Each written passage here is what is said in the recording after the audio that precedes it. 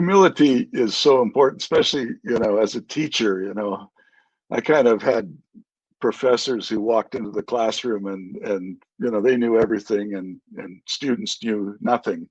And I quickly realized that you know the students knew uh, sometimes more than I did, and especially Yeah. when it got into the age of Mm. technology, Yeah. because Yeah. I'm not entirely technologically illiterate, but I'm not very good. And during COVID, of course, we had to teach online. Those were the last years of my teaching, and I would Yeah. I Yeah. would sometimes say to the students online, well, maybe you could help me figure out this problem. How do I unmute myself? Yeah. Yeah. But that's the Things like that. reality we're living in 2025. If you look at it, I mean, um, I can, mention South Africa, like the educational system is so outdated.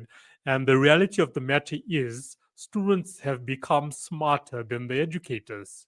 It's just a True. reality, Yeah. because especially if you're in a government school, you're still learning from textbooks that was developed maybe 30 years ago, and it's Yeah. irrelevant in this day and age and how the world really works. I mean, the school system doesn't even teach you how the world really works anyway.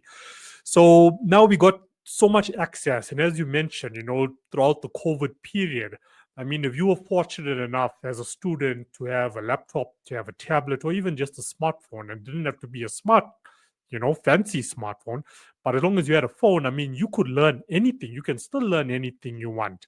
And now we're Yeah. living in this era of artificial intelligence as well. I mean, AI was coming a long time ago, but now it's just blown up. Yeah.